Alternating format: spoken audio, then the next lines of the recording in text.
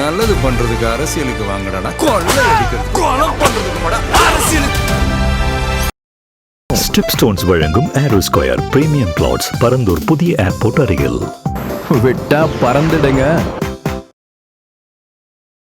திமுக அதிமுக இணைதலுக்கான ஒரு பேச்சுவார்த்தை நடந்தது என்பது உண்மைதான். விஜய் வலிமை பெற்றுவிடக் கூடாது அப்படிங்கக்கூடிய புள்ளியில அது நடந்தது. அந்த இடம் திராவிட கட்சிகள் ரெண்டுக்கும் பேரதிர்ச்சியை தருது. அவங்க எதிர்பார்க்கவே இல்லை. திமுக அதிமுக உழைக்கணும் தலைகர்த்தர்கள் அந்த தொண்டர்களுக்கு பெரிய சோர்வு தந்திருக்கு. ஏன்னா இது திடீர்னு தாலுக்கா ஜெயிச்சிருச்சு, அடுத்த 5 ஆண்டுகளுக்கு நம்ம கட்சி நிலைமை என்ன ஆகும், இனிமேல் ஆட்சிக்கு வருமா வராதா, திமுகவினருக்கு ஒரு கவலை இருக்கு. ஒருவேளை எம்ஜிஆராக விஜய் இருந்துட்டாருன்னா திமுகவுடைய எதிர்காலம் கேள்விக்குறியாகும். அதே மாதிரி 10 தோல்விகளை சந்தித்த அதிமுகவுடைய எதிர்காலம் ஆச்சரியக்குரியாகும். கேள்விக்குரியும் ஆச்சரியக்குரியும் தான் சந்திச்சுக்கிறாங்க. திருமாவளவன் அவர்கள் ஒரு முதல்வர், பொது முதல்வர் அப்படிங்கக்கூடிய இடம் நோக்கி திமுக நடத்துறாங்க. அந்த இடம் தான் அதிமுக சிக்கல் வரும். அதிமுகவை முதல்வர் என்று சொன்ன வரைக்கும் அவங்களுக்கு பிரச்சனை இல்லை. பாண்டிச்சேரியில எல்லாரையும் அமர வைத்துக் கொண்டு காத்திருந்தாங்க. பட் அந்த பிரச்சனையே எப்போ இருந்ததுன்னா முதல்வர் வேட்பாளர் திருமாவளவன் என்று சொல்லுகிற பொழுது அப்பதான் அதிமுக அப்ப முதல்வர் வயசு இல்லையா, அப்ப இந்த பிளானே வேண்டாம் அப்படின்னு அவர்கள் வெளிநடப்புகிறாங்க. அதிமுகவில் எடப்பாடி பழனிசாமி அவர்களின் தலைமைத்துவத்துக்கு சவால் வந்தார். பட் ஆனா கடைசியில் அவர் தான் வெல்வார். அடிச்ச பல பேருமே டான் தான். இதுக்கு முன்பு டிடிவி தினகரன் அவர்களுக்கு காலமாக இருக்கலாம், சசிகலா அவர்களுடைய காலமாக இருக்கலாம். சட்ட ரீதியாக எடப்பாடி பழனிசாமியின் கைதான் ஓங்கி. அதனாலதான் இன்னைக்கு அதிமுக அலுவலகத்துக்குள்ள போய் கூட்டம் நடத்துறாரு. ஓடி விளையாடு ஓய்ந்திருக்கலாகாது. அதுக்குதான் சூப்பர் சரவணா ஸ்டோர்ஸ்ல சம்மருக்கு ஆடைகள் வாங்கும் போது அவுட்டோர் கேம்ஸ் ஃப்ரீ. ஓடு ஆடு விளையாடு சூப்பர் சரவணா ஸ்டோர்ஸ் சம்மா கோடையை கொண்டாடலாம்.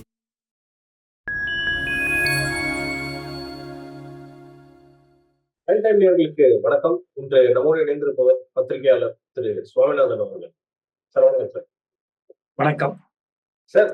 நேற்று விசிகாவுடைய சட்டமன்ற உறுப்பினர் திரு வன்னியரசு அவர்கள் ஒரு விஷயம் பேசியிருந்தாரு. என்னன்னா திமுக அதிமுக இணைவது நல்லது தானே அப்படின்னு ஒரு விஷயத்த சொல்லியிருந்தாரு. ஆனா மறுபக்கம் திருமாவளவன் அவர்கள் இந்த மாதிரி ஒரு பேச்சு அதிகாரப்பூர்வமா 2 சைட்ல இருந்து எனக்கு வரல அப்படின்னு சொல்றாங்க.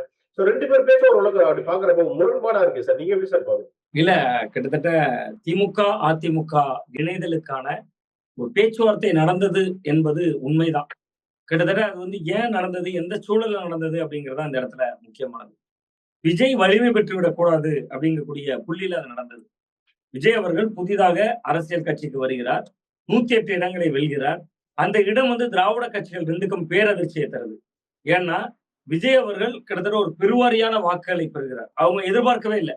ஏன்னா 2மே பணம் இந்த தேர்தலில் பெரிய பிளே பண்ணாங்க. திமுக அதிமுக 2 கட்சிகளும் நம்ம நினைத்து பார்க்க முடியாத அளவுக்கு பெரிய தொகையை இந்த தேர்தலில் செலவு பண்ணாங்க. அதுல திமுக ரொம்ப அதிகமா செலவு பண்ணாங்க அதிமுகவோட ஒப்பிடுகிற பொழுது. சோ அவ்வளவு செய்த பிறகும் கூட வேட்பாளர்கள் ஸ்டார் வேட்பாளர்கள் இல்ல, தாவேக்கால நட்சத்திர வேட்பாளர்கள் இல்ல. விஜய் தான் தன்னை தான் வேட்பாளர் என்கிறார். 234 தொகுதிகளிலும் நானே போட்டிங்கிறாரு. ஆனா மக்கள் 108 தொகுதிகளை கொடுக்குறாங்க. இது ஒரு அயற்சியை தந்துருது. முதல்ல அந்த இடம் தான் முக்கியமானது. அது சூது அரசியல்ல அவங்க பண்ணது கையாளர் பண்ணது சரியான அணுகுமுறை இல்லைங்கிறத தாண்டி அயற்சியை தந்தது. அயற்சின்னு நான் சொல்றது திமுக அதிமுக உழைக்கணும் தலைகர்த்தர்கள் அந்த தொண்டர்களுக்கு பெரிய சோர்வு தந்துருது. ஏன்னா இது திடீர்னு தாலுக்கா ஜெயிச்சிருச்சு, அடுத்த 5 ஆண்டுகளுக்கு நம்ம கட்சி நிலைமை என்ன ஆகும், இனிமேல் ஆட்சிக்கு வருமா வராதா, திமுகவினருக்கு ஒரு கவலை இருக்கு. ஏன்னா எம்ஜிஆர் உயிரோடு இருந்தவரை அவங்க ஆட்சிக்கு வர முடியல. 1977ல எம்ஜிஆர் வெற்றி பெற்ற பின்பு அவர் உயிரோடு இருந்தவரை திமுக ஆட்சிக்கு வரல. அதிமுக கடந்த 10 தேர்தல்களை எதுவும் ஜெயிக்கல. இப்பதான் திமுக அதிமுக இடையில இந்த ஒரு டைப் உருவாகிறதுக்கான ஒரு காரணம் உருவாகுது. ஒருவேளை எம்ஜிஆராக விஜய் இருந்துட்டாருன்னா திமுகவுடைய எதிர்காலம் கேள்விக்குறியாகும். அதே மாதிரி 10 தோல்விகளை சந்தித்த அதிமுகவுடைய எதிர்காலம் ஆச்சரியக்குறியாகும். சோ அப்ப கேள்விக்குறியும் ஆச்சரியக்குறியும் இங்கதான் சந்திச்சுக்கிறாங்க. சந்திச்சு நம்ம சரி ஓகே ஒரு புதிய ஒரு கூட்டணி அமைக்கலாம். அரசியல் அதுதானே. அப்ப இதுதான் திருமாவளவன் அவர்களை ஒரு முதல்வர், பொது முதல்வர் அப்படிங்கக்கூடிய இடம் நோக்கி திமுக நகர்த்துறாங்க. அந்த இடம் தான் அதிமுக சிக்கல் வருது. அதிமுகவை முதல்வர் என்று சொன்ன வரைக்கும் அவங்களுக்கு பிரச்சனை இல்லை. பாண்டிச்சேரியில எல்லாரையும் அமர வைத்துக் கொண்டு காத்திருந்தாங்க. பட் அங்க பிரச்சனையே எப்போ இருந்ததுன்னா முதல்வர் வேட்பாளர் திருமாவளவன் என்று சொல்லுகிற பொழுது அப்பதான் அதிமுக அப்ப முதல்வர் வயசு இல்லையா, அப்ப இந்த பிளானே வேண்டாம் அப்படின்னு அவர்கள் வெளிநடப்புகிறாங்க. அந்த பிளான் நடக்காததுனாலதான் சி.வி. சண்முகம் தரப்புல இருந்து எல்லாரும் டிவி பக்கம் ஆதரவுக்கு போறாங்க. அப்ப அரசியல் என்பது சூதுதான். அந்த சூதில் தான் அவர்கள் பேசுறாங்க. நீங்க இதை திருமாவளவன் தரப்பு விசிகாவே விரும்பினாங்கன்னு தான் பாக்குறேன். அவர்கள் மறுக்கலாம். அப்படியே இது திருமாவின் காலம்னு பதிவு போடுறாங்க. காலம் திருமாவின் காலம் ஆகிவிட்டது அப்படிங்கிற ட்விட்ல ஏன் வருது? பின்னால எல்லாம் நாம் பார்க்க வேண்டியிருக்கிறது. பட் திருமாவளவன் அவர்கள் ஒரு கொள்கை பிடிப்போடு கடைசி நேரத்தில் நிபந்தனையற்ற ஆதரவுன்னு கொடுத்திருக்கிறார். பட் ஆனா அதுலயே இப்ப மாறுபட்ட கருத்து இருக்கு. அமைச்சரவையில் பங்கேற்பாங்களா இல்லையாங்கிறதே கேள்விக்குறியாகத்தான் இருக்கிறது. ஆனா அவரு முதலீட்டு ஆதரவோட பங்கேற்காமல் கொடுப்பது கண்டிப்பா அது சார். என்ன நிலைப்பாடு எடுக்கப்படுறது நம்ம பொறுத்திருந்தோம். அவர் அந்த பிரஸ் மீட்ல சொல்றப்ப கூட ஒரு மாதிரி 2 எம்எல்ஏ வச்சு நான் ஏன் பேரம் பேச போறேன், ஒரு மாதிரி ஃபன்னியா இருக்கு அப்படின்னு சொல்ற விஷயத்த வந்து அது எப்படி சார் எடுத்துக்கலாம் நம்ம? இல்ல 2 எம்எல்ஏக்கள் என்பது எவ்வளவு முக்கியத்துவம் என்பதை ஒரு நாள் முழுவதும் பிரேக்கிங் நியூஸ் கார்னர் நம்ம தெரிஞ்சிருப்பாங்க. அதுல வந்து ஒரு படத்துல அஜித் படத்துல மங்காத்தால கடைசியா தான் வந்தா விநாயகன் அப்படி அஜித் ஒரு ஆமா. இன்ட்ரோசிங் கொடுப்பாங்க. அதே மாதிரி திடீர்னு தான் இந்திய யூனியன் முஸ்லீம் லீக் வந்தாங்க 2 எம்எல்ஏ நாங்க தரோம். இல்லைன்னா அந்த விசிகாவுடைய இம்பார்ட்டன்ஸ் இன்னும் வேற லெவல்ல இருந்திருக்கு. கண்டிப்பா சார். ஒரு நாள் முழுவதும் காலையில இருந்து டிவில பிரேக்கிங் வந்துச்சு. ஆமா. 113, 113, 107, 5 காங்கிரஸ் 112 ஆச்சு. இது ஒண்ணு 113 ஆச்சு. நீங்க பெரும்பான்மை இல்லாத ஒரு அரசுக்கு ஒரே ஒரு சட்டமன்ற உறுப்பினர் என்பதும் ரொம்ப ரொம்ப முக்கியமானதுதான். ஆமா. So, அந்த அடிப்படையில நம்ம அதை அலசரும். சோ 2 பேர் என்பது ரொம்ப முக்கியத்துவம் வாய்ந்த ஒன்று அப்படின்னு தான் நான் பார்க்கிறேன். Okay sir. இன்னொரு பக்கம் வந்து இன்னைக்கு அதிமுக தரப்புல இருந்து ஆலோசனை கூட்டம்லாம் நடக்குது. எடப்பாடி பழனிசாமி ஒரு சைடு ஆலோசனை கூட்டம் நடத்துறாரு. எஸ்பி வேலுமணி, சிவி சண்முகம் தரப்பு மறுபக்கம் ஒரு ஆலோசனை கூட்டம் நடத்துறாங்க. இந்த கேம்ப் என்னதான் சார் ஆக போகுது? அடுத்தடுத்த அவரோட முடிவுகள் எப்படி இருக்கும் சார்? இல்ல அதிமுகவில் எடப்பாடி பழனிசாமி அவர்களின் தலைமைத்துவத்துக்கு சவால் வந்திருக்கிறது. பட் ஆனா கடைசியில அவர் தான் வெல்வார்னு நான் பாக்குறேன். எப்படி ஆனா சார்? இந்த அடிச்ச பல பேருமே டான் தான். இதுக்கு முன்பு டிடிவி தினகரன் அவர்கள் காலமாக இருக்கலாம், சசிகலா அவர்களுடைய காலமாக இருக்கலாம். அப்படி ஒவ்வொருவரையுமே அவர் வந்து கடந்த காலங்கள்ல அவர் சந்தித்த நபர்கள். ஆனா இந்த முறை அப்படி இல்லை. தலைகர்த்தர்களை இழக்கிறார். 27, 28 மாவட்ட செயலர்கள் மாற்றம் பண்ணியிருக்காரு. சிம்பிளா நான் சொல்றேங்க. அண்ணா திராவிட முன்னேற்ற கழகத்துல 2 பிரச்சனை இருக்கு இன்னைக்கு. ஒன்று சட்டமன்றத்தில் யாரை ஆதரிப்பது. அதுக்கு முதல் காரணம் சொல்லுங்க. சட்டமன்றத்தை பொறுத்தவரை விஜய் தரப்புக்கு போலாமானா போலாம். போட்டி அதிமுகவாக இருக்கலாமா இருக்கலாம். சட்டம் அனுமதிக்குதா அனுமதிக்குது. சட்டம் ஒரு நம்பரை சொல்லுது. 3ல 2 பங்கு வேற கூட்டு வாங்குது. நீங்க சட்டத்தில் ஓட்டைம்பாங்க. அந்த ஓட்டையில பல சேட்டைகளும் இருக்கு. நீ 32 பேரை கொண்டு வாங்குறாங்க. 32 பேர் இல்ல. 25 பேர் தான் இருக்காங்க. தாவேக அமைச்சரவை இன்னைக்கு வர விரிவாக்கம் செய்யப்படல. காத்திருக்கிறது இந்த 32 ஆயிருமா ஆகாதா அப்படிங்கிறதுக்காக காத்திருக்காங்க. ஒருவேளை ஒரு 7 கூட்டிட்டு வந்துட்டாருன்னா எடப்பாடி பழனிசாமியின் தலைமைத்துவமும் முடிஞ்சு போச்சு. க்ளோஸ். இல்ல 7 இன்னைக்கு பிடிக்க முடியல 25ல நிக்குதுன்னா அமைச்சரவையில் இவர்கள் 100% பங்கேற்க முடியாது. அப்படி பங்கேற்ற அது அதிகார துஷ்பிரயோகம். எந்த நேரத்திலும் அந்த அரசுக்கு அது சிக்கலை தரும். சிக்கல். இப்ப இன்னொரு சொல்றேன். நீங்க 25 பேரை வச்சு ஒரு அமைச்சரவையில உள்ள இடம் வச்சு உள்ள போயிட்டாங்க. சபாநாயகர் நடவடிக்கை எடுக்க மாட்டார். ஏன்னா அவர் தாவேக்கா. அங்குள்ள சட்டமன்ற உறுப்பினர். அதனால அவர்கிட்ட எதிர்பார்க்க முடியாது. நீதிமன்றத்துல போய் ஒரு டைரக்ஷன் வாங்கி உங்களை டிஸ்குவாலிஃபைட் ஆக்கிட்டாங்க. 3 புள்ளிகள் சொல்றேன். டிஸ்குவாலிஃபைட் ஆயிட்டாங்க. 25 பேர் தகுதி நீக்கம் செய்யப்பட்டுட்டாங்க. இந்த 25 பேர் உள்ள வந்ததுனால விசிகாவும் வெளியே போயிடும். ஏன்னா எங்களுக்கு கொள்கை முரணா இருக்கு. நீங்க வந்து அதிமுக ஆதரவு கேட்டீங்கன்னா அவங்க சொல்லிட்டாங்க. விசிகா வெளியே போச்சுன்னா கம்யூனிஸ்டுகளும் வெளியே போயிடும். அப்ப அரசரை நம்பி புருஷனை கைவிட்ட கதையா? இந்த 25 பேரை நம்பி ஏற்கனவே கை கொடுத்தவங்களும் போயிடுவாங்க. அது அரசுக்கு சிக்கல். தாவேக அரசுக்கு தலைமையில் தொங்கக்கூடிய கத்தியா அது மாறும். 1. 2வது நிலை சொன்ன மாதிரி ஒருவேளை 32 பேர் வந்துட்டாங்கன்னா இவர்கள் அமைச்சரவையில் பங்கெடுத்துருவாங்க. 8, 9 பேர் அமைச்சராயிருவாங்க. நான் 5லாம் பார்க்கல. அதிமுகக்கான டிமாண்ட் வைப்பாங்க. ஒரு 7, 8 பேர் அமைச்சராயிருவாங்க. எடப்பாடியின் தலைமைத்துவமும் கேள்விக்குறியாகும். அங்க பிரச்சனை வந்துடும் அதிமுக. ஒருவேளை இந்த 25 பேர் இல்ல டிஸ்குவாலிஃபைட் ஆயிட்டாங்க. அவ திரும்பி தேர்தலை சந்திச்சு விசில் சின்னத்துல போட்டிடுங்க. அப்ப சிவி சண்முகம், எஸ்பி வேலுமணி இந்த மாதிரி விஐபிகளுக்கு எல்லாம் நாங்க சீட்டு தரோம். எங்க கட்சியில உங்களை எத்தலாம் தோத்தவங்க இருக்காங்க. அவங்கள ஒரு 7, 8 பேரும் நிக்கட்டும் அப்படின்னா அந்த 25 பேர்ல 15 பேர் தான் அதிமுக ஜெயிச்ச எம்எல்ஏக்களா இருப்பாங்க. ஒரு 10 பேர் தாவேக்கால ஏற்கனவே தோத்தவங்களா இருப்பாங்க.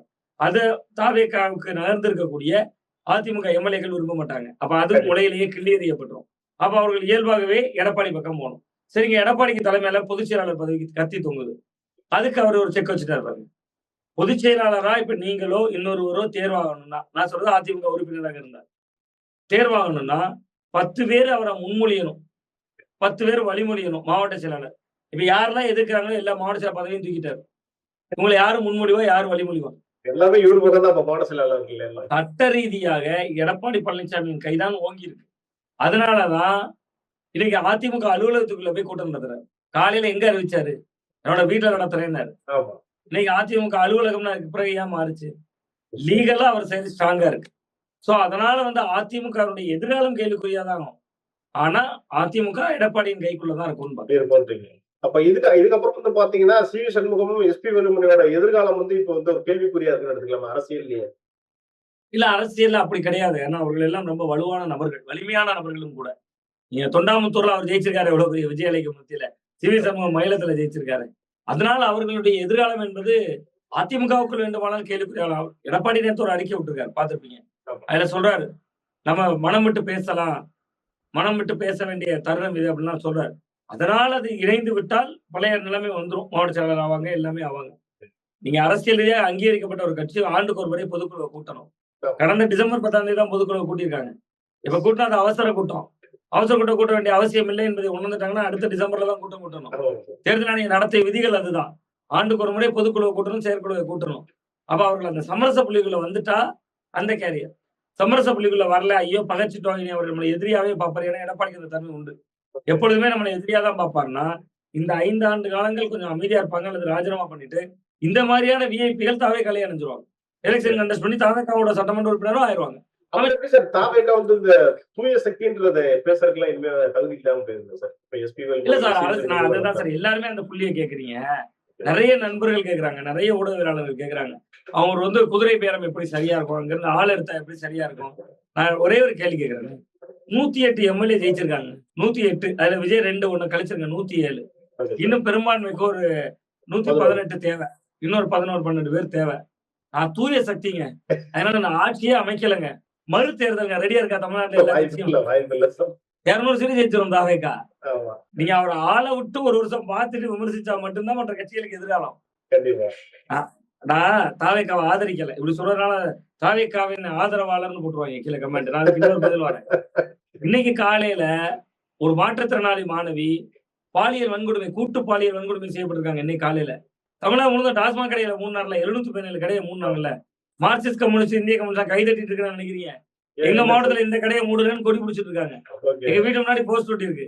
தெங்கம்புதூரில் அரசு பள்ளிக்கு பக்கத்துல இருக்கும் டாஸ்மாக் கடையை மூடு அப்படின்னு போஸ்ட் ஒட்டிருக்காங்க. அப்ப இது ஒரு கண்துடைப்பு எடுத்துக்கலாமா? ஆரம்பத்துல எல்லா அரசும் பண்ற ஒரு கண்துடைப்பு அரசியல் எடுத்துக்கலாமா sir? Sir, Edappadi Palaniswami government 500 கடையை மூடினாங்க சார். இன்ஸ்டாகிராம் அப்ப இல்ல, இவ்வளவு ட்ரெண்டிங் இல்ல. ஜெயலலிதா கவர்மெண்ட் 500 கடையை மூடினாங்க. எடப்பாடி பதவி எத்தனை 500 கடையை மூடினாரு. 2016 திமுக தேர்தல் வைக்கிற பூர்ண மதுவிலக்குன்னு கொடுத்தாங்க. நீ 717 கடைகள் மூணு நம்ம வரவேற்கணும். பட் நான் என்ன சொல்றேன், லா அண்ட் ஆர்டர் என்ன இருக்கு? படப்பையில மாணவர்களை வீட்டுக்கு வெட்டி கொண்டு இருக்காங்க. அப்ப நீங்க தேர்தல் அறிக்கையில சொன்னீங்க சிசிடிவி கேமரா இல்லாத இடமே இருக்காது. 3 கையெழுத்து சிங்கப்பெண்கள் பாதுகாப்பு படை. நான் கன்னியாகுமரியில இருக்கேன், எங்க மாவட்டத்துல எங்க இருக்கு சிங்கப்பெண்கள் பாதுகாப்பு படை? எங்க கோயம்புத்தூர்ல ஒரே ஒரு பிரான்ச் ஆரம்பிச்சிட்டாங்க. தமிழ்நாடு பூரா வந்துருச்சா சிங்கப்பெண்கள் பாதுகாப்பு படை? ஒவ்வொரு மாவட்டம், ஒன்றியம், கிளைக்கழக அளவுல வந்துருச்சா? யாரா இருந்தாலும் தமிழ்நாடு இப்படிதாங்க இருக்கும். நீங்க தேர்தல்ல எதிர்கட்சியாக இருக்கிற பொழுது அதெல்லாம் கத்தலாம். நான் அதான் சொல்றேன்ல, 8 கோடி மக்கள் இருக்கிற ஊர்ல நீங்க நான் பேசிட்டு இருக்கிறோம். நீங்கள் நானும் நல்ல நட்புறவோட இங்க பேசிட்டு இருக்கோம், ஒரு வீடியோல பேசிட்டு இருக்கோம். நான் இங்க இருந்து வெளியில போகும்போது எனக்கு இன்னொருத்தருக்கும் வாய்க்கா தகராறு இருக்கும். உடனே ஏதோ ஒரு உணர்ச்சி வசப்பட்டு நான் அவரையும் அவர் என்னையும் ஏதாவது செஞ்சுட்டா, 1/2 மணி நேரம் முன்னாடி கூட டிவில நல்லா தாங்க பேசிட்டு இருந்தாரு, யூடியூப்ல எல்லாம் பேசிட்டு இருந்தாருங்க, சட்ட ஒழுங்கே சந்தி சிரிச்சு போச்சுங்க, பனையூர்ல இருந்து பதில் சொல்லி ஆகணும், தாவேக்கா பதில் சொல்லி ஆகணும், அதுவும் சரியில்லை.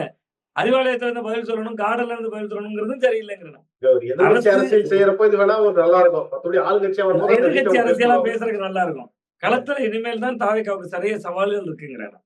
அந்த வகையில அவர்கள் இதை எதிர்கொள்ளத்தான் வேண்டும். அந்த அடிப்படையில் அதை நான் சொல்றேன். ஓகே சார், பல விஷயம் நீங்க பேசணும். உங்களுடைய நேரத்துக்கும் கருத்துக்கும் நன்றி சார். ரொம்ப நன்றி.